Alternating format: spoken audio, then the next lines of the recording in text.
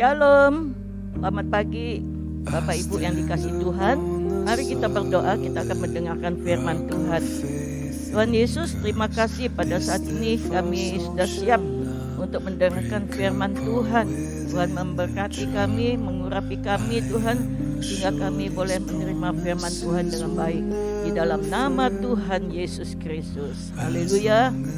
Amin.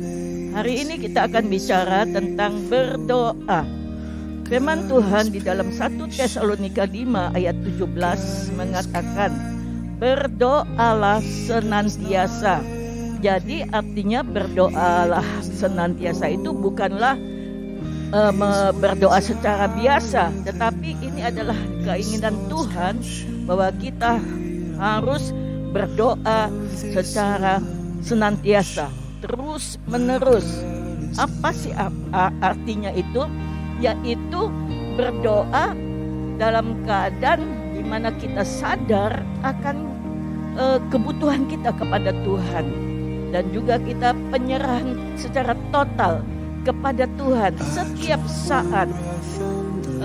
Tuhan itu melihat ya kita itu punya keinginan, kebiasaan untuk berdoa. Kenapa saya katakan begitu? Seringkali kita melihat bahwa berdoa, kadang-kadang orang itu hanya bilang tolong doakan ya, tetapi dia sendiri tidak berdoa.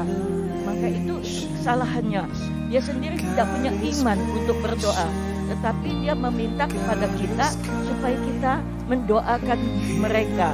Nah, itu yang kita melihat itu. Tetapi Tuhan ingin berdoalah. Artinya kita yang harus berdoa. Setiap orang Kristen harus berdoa. Kenapa senantiasa? Itu artinya bahwa kita itu berdoa pada saat ada masalah atau tidak ada masalah, kita tetap berdoa. Nah, ada satu kebiasaan yang kita melihat Daniel. Nah, Daniel 6 ayat 10 ini dikatakan di situ, yaitu lalu dia bersujud 3 kali sehari, berdoa dan mengucap syukur di hadapan Elohimnya sebagaimana yang biasa dilakukannya. Jadi Daniel ini berdoa, ya berdoa menjadi satu kebiasaannya 3 kali sehari. Padahal itu tidak ada masalah. Tetapi pada waktu dia ada masalah, dia sujud kepada Tuhan juga. Jadi artinya saudara sekalian, ada atau tidak masalah, maka kita harus berdoa. Yang kedua, doa itu merupakan gaya hidup orang Kristen. Ada statement yang mengatakan, saudara sekalian, kalau kita tidak doa, maka doa itu adalah nafas orang hidup. Ya, jadi kalau kita tidak berdoa, maka kita itu mati namanya. Nah, di dalam Lukas 5 ayat 16 kita sekarang melihat contohnya Yesus yang menjadi teladan bagi kehidupan kita. Di dalam Lukas 5 ayat 16, tetapi Yesus menyingkir ke tempat-tempat yang sunyi untuk berdoa. Yesus ini menyingkir, pada satu saat dia menyingkir ke tempat-tempat sunyi untuk berdoa. Yesus mempunyai waktu yang khusus dengan Bapaknya, ya. Nah, di tengah-tengah kesibukan melayani, kan Yesus juga melayani banyak orang sakit disembuhkan, ya. Dalam ada masalah Tuhan melakukan dari pagi sampai malam. Kalau kita kan sudah capek, Tuhan Yesus juga capek, saudara sekalian. Tetapi dia selalu memberikan waktu untuk bertemu dengan Bapaknya. Dia bisa berdoa pada pagi hari, saudara sekalian. Di dalam Markus 1 ayat 35 dikatakan, pada pagi-pagi benar ketika hari masih gelap, Yesus bangun dan pergi ke tempat sunyi untuk berdoa di sana. Itu pagi-pagi sekali. Nah, bagaimana pada malam hari? Dia juga datang untuk berdoa. Dan di dalam Matius 14 ayat 23 dikatakan, setelah menyuruh orang banyak itu pulang, dia mendaki ke atas gunung untuk berdoa seorang diri. Menjelang malam dia berada di sana seorang diri. Itulah Yesus kita. Dia juga beberapa kali didapati murid-muridnya sedang berdoa, yaitu di Lukas 9 ayat 18 dikatakan di sini, pada suatu ketika dia sedang berdoa sendirian, ya. Kemudian ada lagi contoh Yesus berdoa sendirian di dalam Lukas 11 ayat 1 dikatakan, pada suatu hari dia berdoa di suatu tempat. Jadi dia juga pergi di suatu tempat dengan waktu yang tidak ditentukan. Setiap saat, kapanpun dia perlu untuk datang kepada Tuhan. Itulah contohnya Yesus Kristus Tuhan yang mempunyai satu kebiasaan untuk berdoa. Nah, sekarang bagi kita bagaimana dalam kehidupan ini? Tuhan juga ingin supaya kita itu juga berdoa. Ada 3 hal yang perlu saudara ketahui, yaitu yang pertama. Yang pertama ini, saudara sekalian, karena badai bisa timbul setiap saat. Semua kita biasa menderita, mempunyai masalah, persoalan. Kadang-kadang masalah itu tiba-tiba muncul, ya, tiba-tiba datang. Pada saat engkau datang ke gereja pagi hari ini, baru keluar dari pintu gereja, mungkin saudara tidak tahu akan terjadi sesuatu. Begitulah keadaan badai itu. Tidak direncanakan, tiba-tiba datang kepada kita. Sehingga kita itu perlu perlindungan dari Tuhan. Kita baca contohnya pada Yabes di dalam 1 Tawarik 4 ayat 10.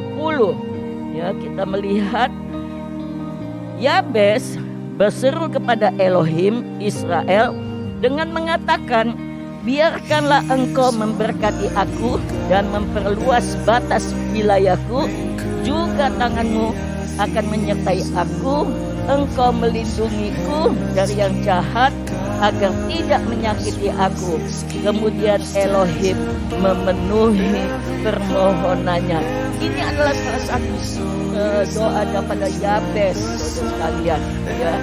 Yabes berdoa meminta perlindungan Tuhan atas dirinya. Itu menjadi satu kebiasaan bagi Yabes. Setiap hari dia berdoa, ya, karena pada hari ini, besok, lusa, kita tidak tahu kok bisa terjadi sesuatu yang kita tidak rencanakan, tiba-tiba saja terjadi. Nah, disitulah doa menjadi kekuatan bagi kita. Saya bersaksi, ya, saya ini banyak pengalaman bersama dengan Tuhan. Ada suatu hari, ada waktu saya baru mula-mula untuk melayani Tuhan. Saya punya anak yang paling besar itu masih kecil, kelas 3 SD, ya. Tetapi karena saya sibuk dengan pelayanan, tiba-tiba saya lupa menjemput anak saya itu di sekolah. Bayangin aja sudah sekalian, dia keluar jam 11, tetapi saya baru teringat itu jam 3 siang. Tetapi pada pagi harinya saya selalu bawa dalam doa. Setiap pagi berdoa pagi, saya serahkan anak-anak saya kepada Tuhan. Nah, pada waktu kejadian itu memang saya merasa khawatir. Waduh, bagaimana saya pikir begitu. Ya, tiba-tiba saya diingatkan. Tadi pagi, Tuhan, saya sudah serahkan anak saya ini ke dalam tangan-Mu. Sekarang saya lupa Tuhan untuk menjemputnya. Tapi Tuhan pasti tahu, saya bilang. Jadi itulah menjadi satu kekuatan bagi saya. Ya, kalau tidak, tentu saya bingung. Ini mau apa yang dilakukan? Akhirnya saya mengatakan begitu. Akhirnya saya pulang ke rumah. Dan ternyata anak saya itu sudah ada di rumah. Bayangin saja sekali kita melihat begitu. Ya, saya bilang pulangnya dengan apa? Becak. Padahal setiap hari tidak pernah naik becak. Dan orang tidak mengenal anak saya itu. Tetapi itu adalah pertolongan Tuhan. Ayo kita tepuk tangan untuk kemuliaan nama Tuhan. Haleluya. Ya, itulah saudara sekalian, kalau kita berdoa untuk menghadapi masalah apapun yang tiba-tiba datang kepada kita, kita kuat. Kita menjadi mendapatkan sesuatu kekuatan dari Tuhan, bahwa segala sesuatu itu Tuhan melindungi kita. Amin. Puji Tuhan. Itu yang pertama. Yang kedua saudara sekalian, yaitu doa menyerahkan segala kekhawatiran kita kepada Tuhan. Kita lihat di dalam Filipi 4 ayat 6, janganlah khawatir tentang apapun juga, tetapi nyatakanlah dalam segala hal keinginanmu kepada Elohim melalui doa dan permohonan disertai ucapan syukur, dan damai sejahtera Elohim yang melampaui segala pengertian akan menjaga hati dan pikiranmu di dalam Kristus Yesus. Nah, seperti tadi saya kasih lihat contoh, pada waktu saya mengalami sesuatu, kan timbul kekhawatiran, takut, bagaimana ini, bingung, saudara, panik, saudara sekalian. Tetapi Tuhan menginginkan kalau kita dalam keadaan kekhawatiran itu, mari kita menyerahkan kepada Tuhan, ya. Kita menyerahkan kepada Tuhan agar supaya saudara sekalian, Tuhan itu akan menyelesaikan persoalan kita. Berdoa dengan kekhawatiran itu adalah orang yang percaya tetapi tidak mempunyai iman. Semua orang bisa khawatir, saya rasa. Ya, tidak ada seorang pun bilang, oh aku tidak pernah khawatir. Pernah khawatir, tetapi dia langsung menyerahkan persoalannya kepada Tuhan. Karena apa? Dia percaya kepada Tuhan. Kalau dia tidak percaya kepada Tuhan, pasti dia tidak mencari Tuhan, tidak berdoa, dan dia berusaha dengan kekuatannya sendiri. Akhirnya keadaannya akan semakin berat, saudara sekalian. Mulai hari ini, kalau engkau punya masalah yang tiba-tiba ada, apa saja saudara sekalian, maka berdoalah, menyerahkan segala kekhawatiran kepada Tuhan, dan Tuhan akan memberikan damai sejahtera. Itu poin kedua, ya. Ini ada poin yang ketiga, yang terakhir saudara sekalian, yaitu doa dengan mengucapkan firman Tuhan sesuai kebutuhan kita. Nah, itu doa yang sesuai kebutuhan kita itu harus memerlukan iman. Berapa banyak orang itu kalau berdoa,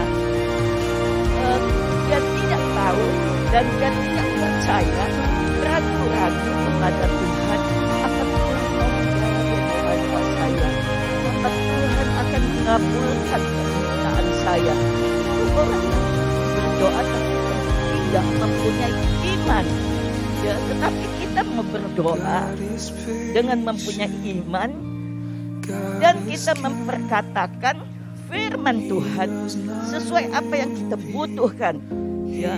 Nah, itu yang ketiga, ya. Kita perlu mengucapkan firman Tuhan. Jangan dengan hati yang bimbang, jangan hati yang tidak percaya kepada Tuhan. Tuhan itu sudah menyelesaikan semua persoalan kita di atas kayu salib. Apapun yang engkau alami dalam kehidupan, maka Tuhan itu sudah mengalaminya lebih dahulu. Maka itu firman Tuhan mengatakan, kalau engkau mengalami kesusahan, Tuhan juga pernah mengalami kesusahan. Kalau engkau mengalami sakit, maka Tuhan juga sudah pernah disakiti. Kalau engkau mengalami sakit hati, Tuhan juga sudah mengalami sakit hati itu. Dan Tuhan mengatakan di atas kayu salib, it is finished, sudah selesai. Artinya semua apapun yang kita alami dalam kehidupan kehidupan kita itu sudah diselesaikan oleh Tuhan di atas kayu salib. Oke, tepuk tangan untuk kemuliaan nama Tuhan ya. Nah, jadi kalau misalnya kita berdoa, jangan terus kita memikirkan keadaan yang kita itu. Kita mulai memperkatakan, kalau engkau sakit, aku sudah disembuhkan, katakan. Kalau engkau susah, dikatakan Tuhan yang sudah menghibur aku. Kalau engkau disakiti oleh orang lain, katakan engkaulah Tuhan pembelaku. Kalau engkau disakiti orang dan engkau tidak bisa mengampuni, engkau bilang Tuhan sudah mengampuni aku ya. Kalau engkau dalam keadaan masalah rumah tangga, dikatakan rumah tanggaku sudah diberkati, anak-anakku sudah diberkati, pelayananku sudah diberkati. Itulah doa, perlu iman ya. Jangan berulang-ulang. Tuhan itu sudah mendengar dan Tuhan itu sudah melakukannya di atas kayu salib. Itu yang Tuhan inginkan, supaya kita tetap berdoa, bersyukur kepada Tuhan. Doalah senantiasa, terus menerus. Artinya dalam keadaan yang masalah, tidak masalah, itu pun engkau harus berdoa. Ada firman Tuhan yang mengatakan di dalam Lukas 18, dikatakan begini ayat 1. Dia pun mengatakan sebuah perumpamaan kepada mereka, bahwa mereka harus senantiasa berdoa dengan tidak jemu-jemu. Ada lagi satu, Efesus 6 ayat 18 dikatakan, berdoalah setiap saat dalam roh dengan segala doa dan permohonan, dan berjaga-jagalah dengan segala ketekunan dan permohonan untuk semua orang. Amin. Itulah yang saya bisa sampaikan tentang berdoa. Saya percaya orang yang suka berdoa, orang yang senantiasa berdoa, yang menjadi orang yang kuat, masalah apapun yang dihadapi, dia bisa bertahan untuk mempertahankan karena hanya Yesus dalam kehidupannya. Karena Tuhan tidak pernah meninggalkan saudara dan saya, dan dialah firman Tuhan ini bisa menjadi berkat bagi kita. Amin. Mari kita berdoa. Terima kasih Tuhan, penyampaian firman Tuhan yang singkat, yang ringkas ini Tuhan, telah menjadi berkat untuk jemaat yang mendengarkannya Tuhan. Kami percaya berdoa itu sangat penting dalam kehidupan kami. Bahkan senantiasa Tuhan menjadi satu kebiasaan bagi kami untuk berdoa, supaya kami kuat menghadapi tantangan hidup ini. Dan kami akan keluar menjadi seorang yang pemenang, hidup yang berkemenangan di dalam Tuhan Yesus Kristus. Yang percaya katakan amin. Amin.